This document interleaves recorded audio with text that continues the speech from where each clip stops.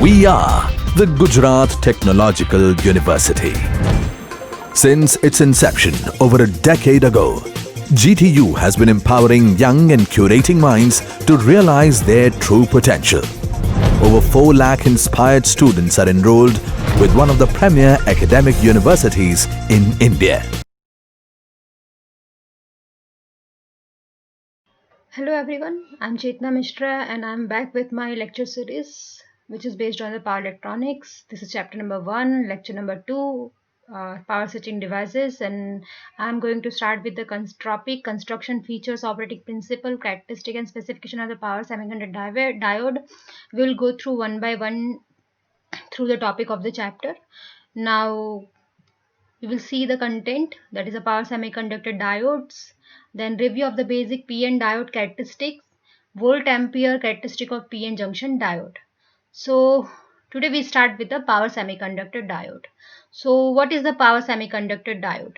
So power semiconductor diode is the power level counterpart of the low power signal diodes with which most of us have same degree of familiarities. So this power device, however, are required to carry up to the several kiloampere of current under forward bias condition and back and block up to the several kilowatt under reverse bias condition. Correct. So that means it is blocking the current in the forward bias direction and blocking up several voltage in reverse bias direction. This extremely require call for important structure change in the power diode which significantly affect their operating characteristic. The structure modifications are generally in the space that some basic modifications are applied all over the low power semiconductor devices. That means all which we have one or more PN junctions, the scale to their power capability. It is therefore important to understand the nature and amplification of their modification in relation to the simplest of the power devices, and that is nothing but the power semiconductor devices. That means here we talk about the power semiconductor device which work in the forward bias and reverse bias condition. And basically when it is when the PN junction diode is connected in the forward bias, it blocking the current up to the kiloampere, and if it is connected into the reverse bias, it will be blocking the voltages. Correct. So now we go through the basic PN junction diode characteristic, that means power semiconductor diodes characteristic. So here it is. So you can see from the figure that is PN junction formed by placing P and N type materials into intimate contact on a automatic scale. Correct.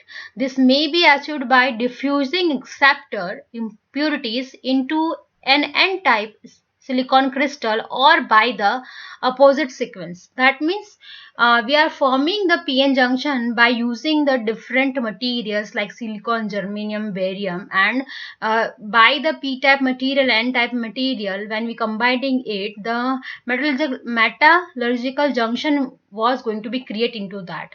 Correct. So in open circuit PN junction diode, majority carrier from either side will diffuse across the junction to the opposite side where they are in minority. That means if it is a PN junction, that means in the p-type material, holes is the majority carrier and electrons is a minority carrier, and the n-type material it is reverse. N is the majority carrier and hole is the minority carrier. Correct.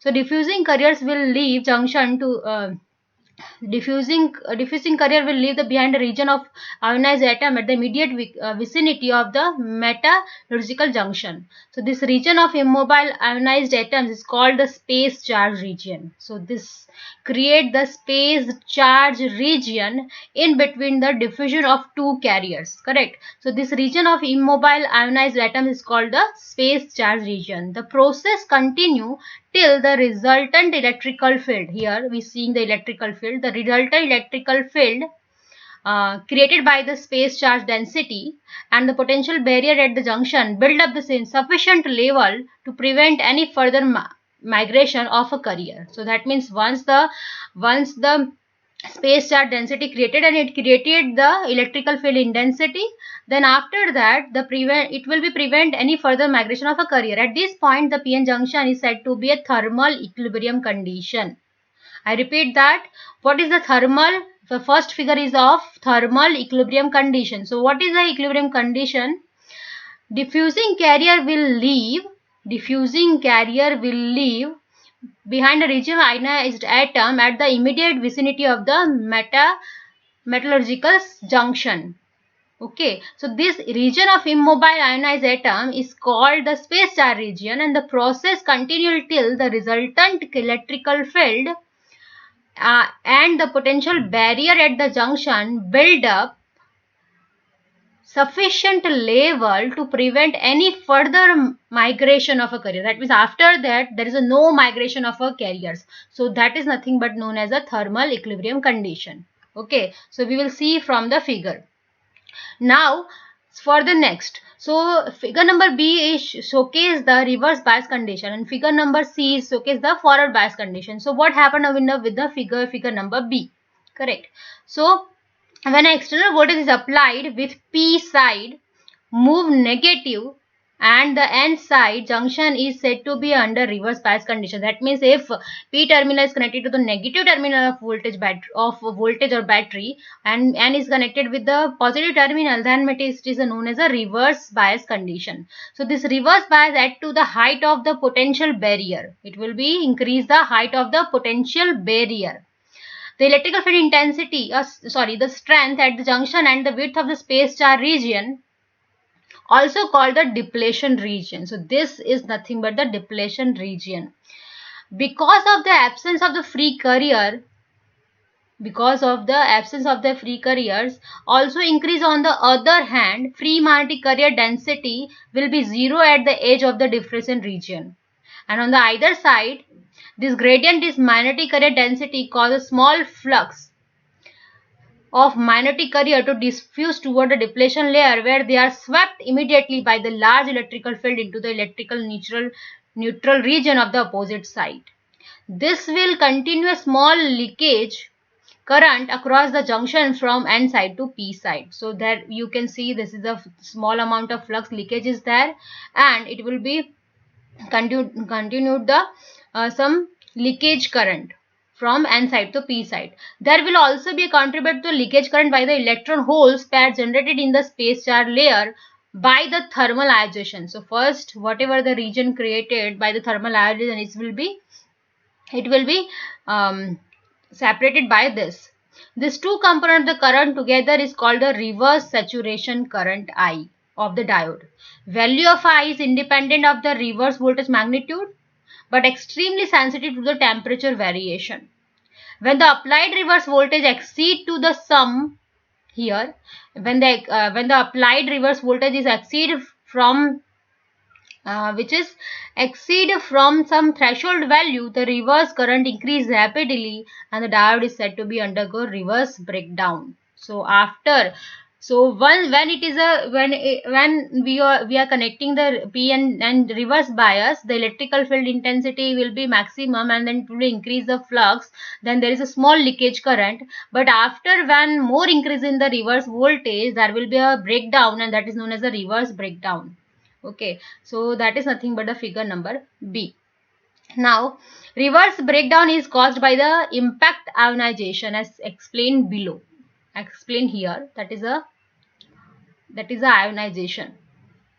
Now, when the P-type material is connected to the positive terminal and N-type material is connected to the negative terminal, then the connection of the PN junction is known as a forward bias connection. So when it is connected in the forward bias connection, then the PN junction will increase the space charge density, minority carriers, and then the electrical field strength will be minimum at time. That time the depletion layer will be created, and that time it allowed to flow the current from P to N. Correct. So that is nothing but the carrier density gradient on either side of the junction supported by the forward current. Okay, so when it is connected to the forward bias, then potential barrier is lowered and very large number of magnetic carriers are injected both the side of the junction.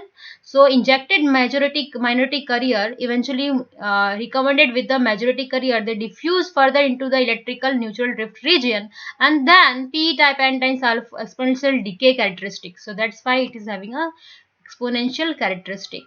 And excess for carrier density, both p and n side follow exponential decay characteristic, and that's why minority carrier diffusion length. So there is a minority carrier diffusion length is there.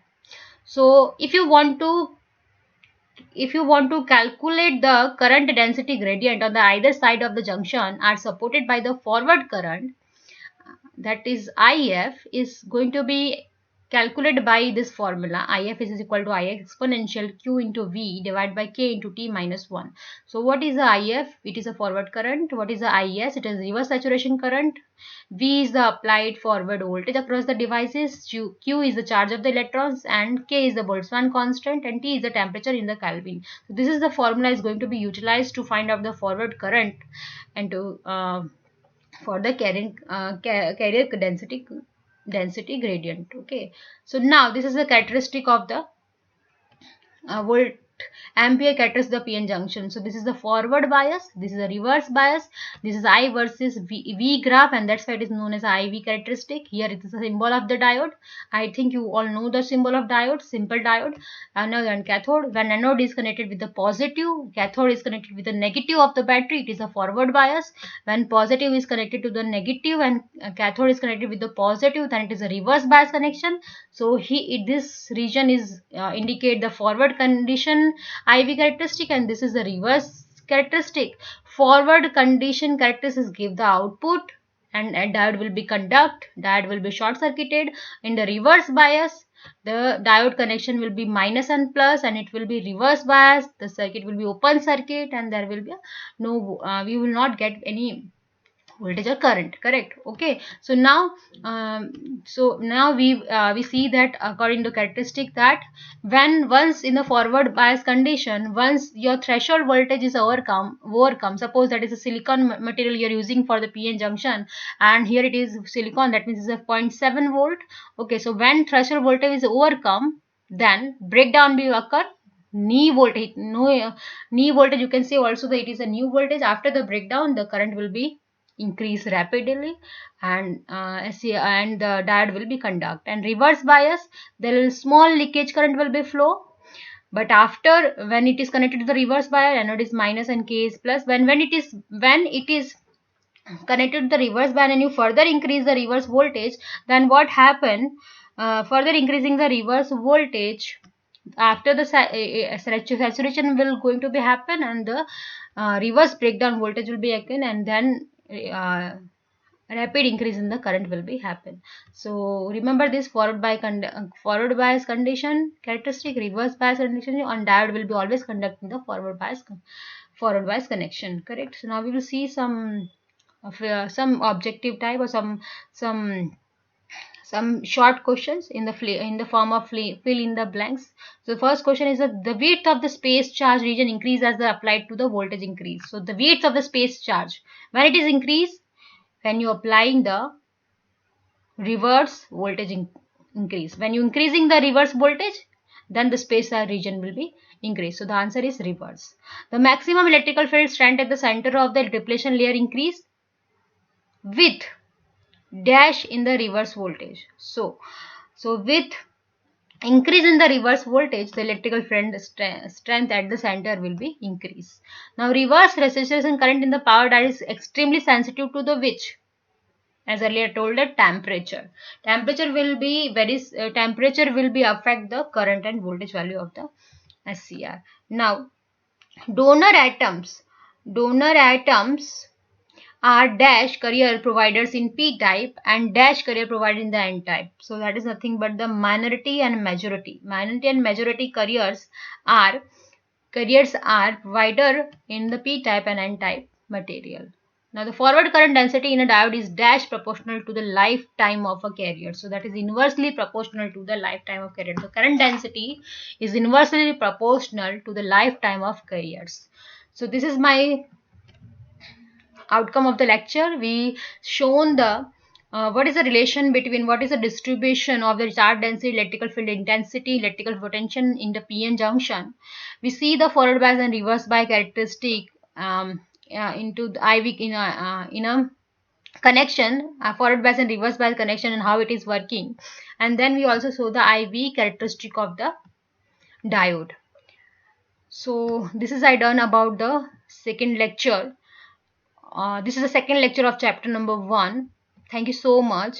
I will back to you soon with the lecture number 3 again, with again, which is from the chapter number 1. So we will continue chapter, and we will now see forward bias and reverse bias, thorough connection of the diode. So how it going to be affect when diode PN junction, how PN junction was, how PN junction is acting when it is connected to the forward bias and when it is connected to reverse bias. So we will go through thorough description of the PN junction connections in the next lecture. So stay tuned. I will be back with my third lecture, and thank you so much.